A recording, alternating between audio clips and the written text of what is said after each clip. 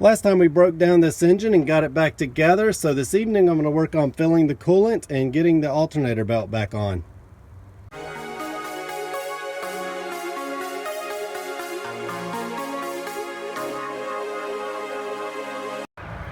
So I've got the coolant topped off now, and before I start this car up I figured I'd work on a few other things. As you can see, this mirror here is broken and I can't rotate it whatsoever. So I don't know how I'm going to get down in there to that bolt to remove it. But in the meantime, I'm going to try and remove all this and see if I can't just separate this upper portion here so that way I can get to the bolt. If not, I may end up just breaking this off here since I'm going to have to replace this entire mirror anyway. So a while back I made a video on removing a mirror on an early car, but removing them on a late car is a little bit different and a little more trickier. So you're going to find a hole up underneath the mirror here, and then you're going to stick a small screwdriver in there, and the mirror is going to have a groove, so you may have to push the mirror back a little bit to find that groove. Then you're going to rotate it counterclockwise, and once that's done, the mirror should just pop out. So this is how the later mechanism looks once you get it all apart. This ring here is going to line up with this one here. You can see that you've got some things here that need to line up. Once they get inserted into that, then to lock it in place, when it's facing you, you're going to turn it clockwise, but counterclockwise from this position, and that's going to lock the mirror onto that ring. So I thought I'd show you the differences between the early and late mechanisms. You can see that the early mechanism has 3 prongs that snap into this plate here. All you have to do is pop this plate out, and then you're going to have access to the 3 bolts down in there. Then you'll be able to remove this. However, you can see that the later mechanism is completely different. This ring snaps onto this one here, and that's how you remove the mirror. Now that the mirror and the mechanism's off, you can see down in there. I was hoping that I would see something here that I could perhaps remove that would help me move this out of the way here, but unfortunately, no such luck. You can also see that perhaps this mirror came completely off at one point and someone glued it on. This thing will not budge, and the more I push on it, the more you can see it flexing the door, so I don't want to damage the door. So my only option here is to probably cut it around here, just careful not to remove that wiring that's running down in there. And once that's done, maybe I will be able to twist it. I've got to replace this mirror entirely anyway, so it's not going to be a big deal, but I think I'm just going to have to cut it around right here very carefully, not to hit the door or anything, and not to destroy the wiring at the same time. And maybe I'll be able to pry this out of the way a little bit, and then we can get that bolt out. Alright, so I thought I'd give it another shot right quick. This time I lifted up and then I pushed this way. I'd been trying to pull it back since that's the direction I need to go, but I just put my hip against it here, pulled up on it, and then pushed it as hard as I could without trying to damage anything. And finally that glue gave way. So yes, it was glued in there, and I'll take you down here. You can see some of it coming out now. And so now I'll be able to get that bolt out. So first I need to depin this here, so that way I can remove the wiring. Then I can just take this off all together, and we'll put a replacement mirror on here. So I've got everything depinned and the upper part removed. Now I can access this bolt, but as you can see, it's stripped out. Now sometimes you can use a Torx bit that's a little bit larger and try and turn it out, but unfortunately this one is so rounded out that I'm probably going to have to end up drilling this bolt.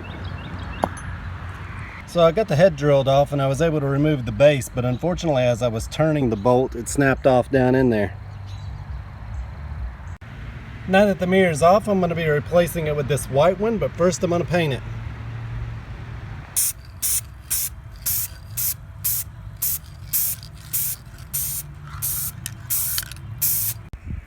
So here's the old mirror, and here's the new one. I got the replacement mirror on last night and everything's working properly now. So one of the complaints the owner had when the car came in was that this door wouldn't stay open. So we're going to be replacing this mechanism and also replacing these screws that they put in here with some good ones. Alright, the door latch is fixed now, and he's got the door card back on with all new matching hardware. It looks so much better than it did before, and you can see that the door is holding itself open as it should. So now he's been underneath the car removing the exhaust so we can fix that leak. TJ's got the exhaust off now. I'm not sure if this is where the leak was, but you can see they got the wrong pressure ring in there. It's not sitting flush. So we're going to get the right one put in and try and get this fixed up. The welds right here at the new catalytic converter don't look too bad, but this up here isn't welded at all, so that could also be where the leak is. And they may have welded this with it in the car, because it doesn't look like they went all the way around with that bead. So I'll try and clean that up and fix that as well. So while I'm welding up the exhaust, the next thing I'm going to have him do is replace this. You can see one of the buttons is missing, and I don't think this one here works either. So we've got another one down here we're going to be replacing it with. So once he got this out, he found out that it did not have any plugs on these wires, so we're going to replace them with these right here.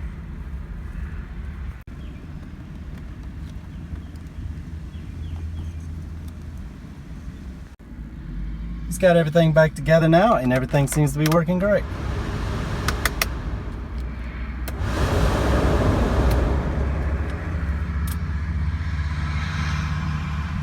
Alright, we got the exhaust all welded up, and we changed that donut, and everything is tightened down, so we shouldn't have any more leaks whatsoever.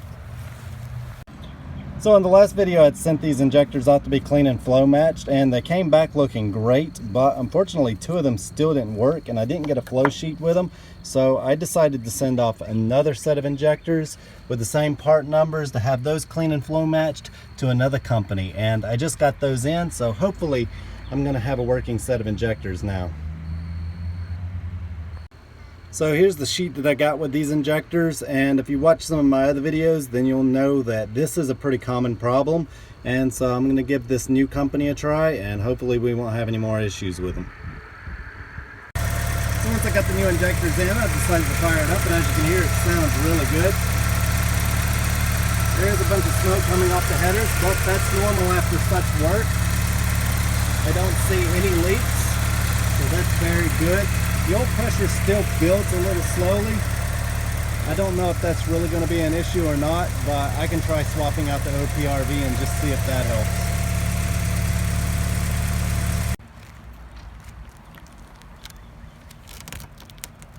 So this morning we're going to try and peel this tape off the sunroof here. Very gently. We can't repair it.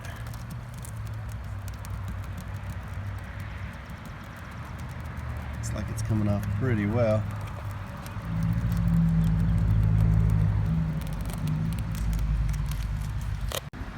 So we've got the tape off the sunroof now, and before I dive into this, what I want to do is first see what's going on with this shifter. You can see that even though it's in gear, it flops around a lot.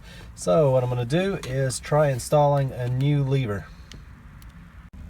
So I've got the boot pulled up now, and what will happen is over time this pin will wear out, and you can see just how worn it is here. So all I need to do is remove this clip, and then I can take this lever off here, and we'll be able to inspect it and see if this is causing the issue. So you can see just how worn out this pin is here, and this is what it should look like. So once I get this replaced, this should fix the issue. Alright, I've got the new shift lever in, and that's already a huge improvement.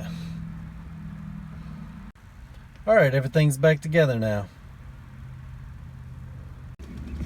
So now that I got the shifter sorted out, the next thing we want to look at is the sunroof. You can see that this panel here is in terrible shape, so we'll probably end up replacing it. You can see that the arm is missing over here. So what we're going to do is just go ahead and drop this panel here, and then take that arm out since we have to readjust everything anyway, and hopefully we can get this sunroof fixed up. Alright, we got the sunroof off now, and we're looking at trying to fix this seal, and you can see it's broken right here.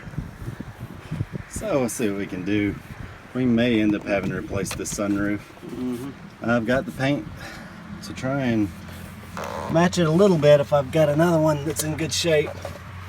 And then up underneath here, he says that the gears are in really good shape and that the arm just fell out. It probably fell out just due to this seal not sitting right. So what we're gonna do is try and get this seal straightened out, and we're gonna try and put the arms back in, and the sunroof should work properly after that. Since the other sunroof is busted, what we're gonna do is sand down this red one and paint it to match the car.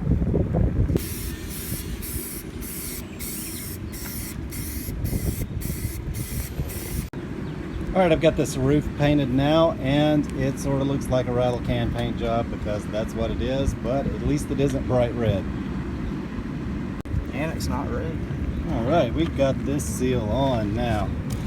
See, it's sitting flush with the roof now. So the next thing we need to do is fix the gears, and that'll pretty much be it. Yeah. So we got the sunroof back on now, and ideally it shouldn't leak, and since this is a new seal that we have on correctly, we shouldn't have any issues. Alright, he's got the sunroof fixed, and we're going to end up having to replace that panel.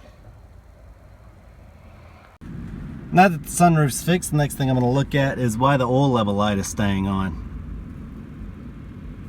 So on 87 and later models, you're going to find a sender above the drain plug here, and you're going to pull this off. And what we're going to do is check the continuity here. When the oil is full, it should be grounded. Since the sender is working properly, I'm going to check the wiring next. So I'm underneath the dash now, and I'm looking for a flat black plug that has a white wire with yellow stripe on it.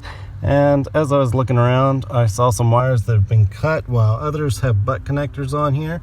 So I'm not sure where everything has been moved to, but nothing seems to be in its place. You can see we've got some tape up here, and then one of the plugs on the back of the gauges doesn't seem to be plugged in all that well.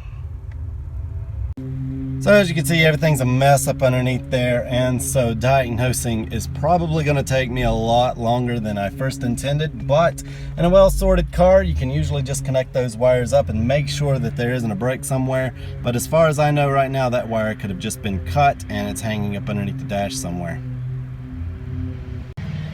Okay, so I wasn't able to find the plug that I was looking for, but I pulled the plug off the gauge that was loose, and as you can see, there is a white wire with a yellow stripe there. So I went ahead and put my multimeter in there, and I'm going to have TJ plug that in now, and we should hear my multimeter ring out if that is the correct wire. Go ahead and plug it in.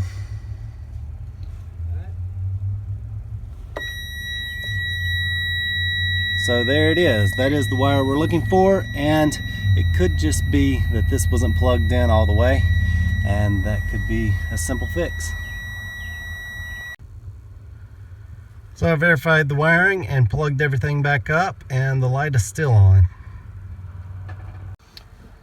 So my next option here may be removing the gauge cluster to see what's going on inside of it.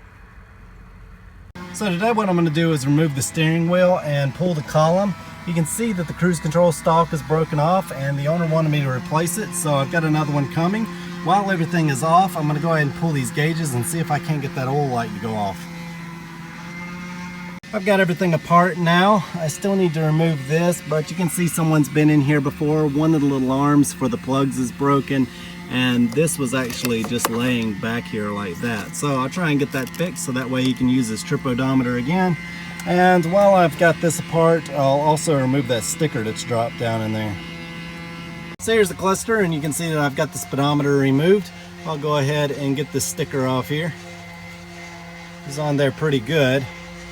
And you can also see that I'm going to need to replace that gear. So I'll go ahead and order one of those. Now getting back to this light, what I'm going to do is I'm going to plug this back in and see if the light's still on. Then I'll check everything with this circuit board. If not, I've got a spare cluster here and another circuit board that should get this light out. With the speedometer removed, you can see that the light is out, and if you look at the back of the speedometer, you'll see that there's a chip here and there's a burn mark in it. When I flip this over, you can see that this resistor here is burned up.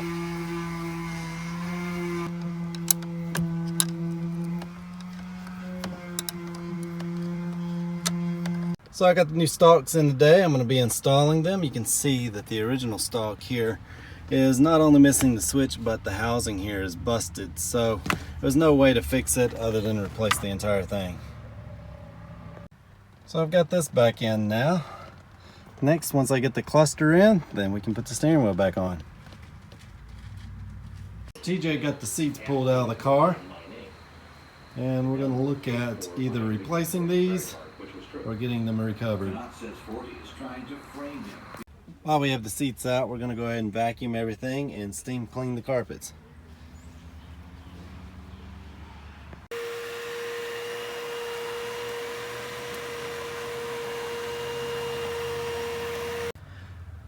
We got the new speedometer in, and as you can see, this one has a good resistor here, whereas ours was burned to a crisp. So TJ's putting the speedometer back in the cluster, and as you can see, we no longer have that burned resistor, and so when it goes back together, everything should work properly. So the owner had said that he couldn't really see the gauges at night, and so before I put this cluster back in, I'm going to be roughing this up and repainting it silver here so that way more light reaches the gauges. Paint removed, and I've got everything scuffed up. You can see that they're clear at the moment. I'm getting ready to paint them silver again. So basically what I'm doing here is, if you're not familiar with these gauges, is that the lights that illuminate the front of the gauges are actually behind them, and for the light to reach the front of the gauge, it has to pass through these, and if they're damaged or the paint's peeling off, then not as much light is going to reach the gauges. So what I had to do was scuff all that old paint off there, and we're getting ready to put some new paint on, and that's going to allow more light to hit the gauges.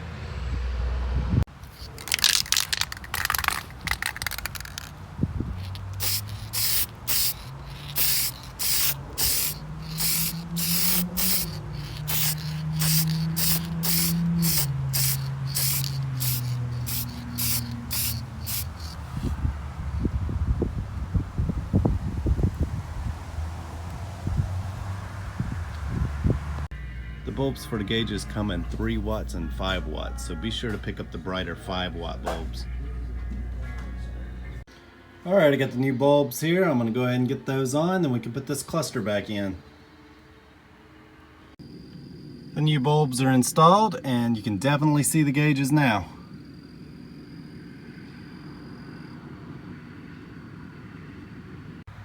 TJ's got the cluster and the steering wheel back in. Now we're just waiting on the seats.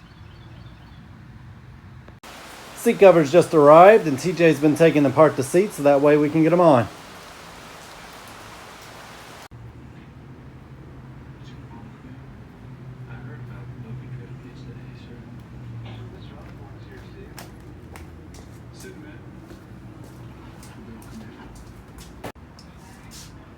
All the hardware.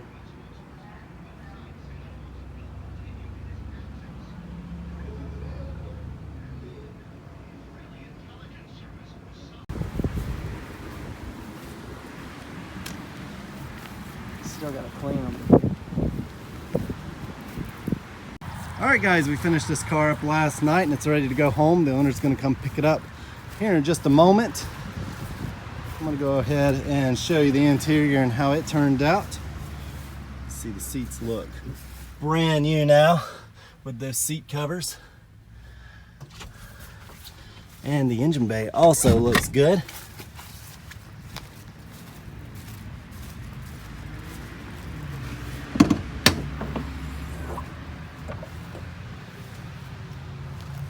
So anyway guys, here in a second, I'll take you on a test drive and we'll see how she runs.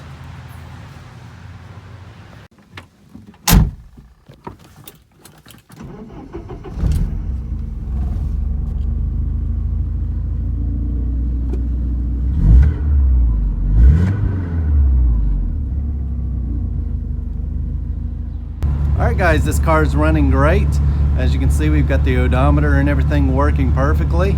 Unfortunately, we never did figure out what was going on with the oil level light. It has to be something that's in the cluster, but we'll just worry about that some other time. As for now, this car is getting ready to go home.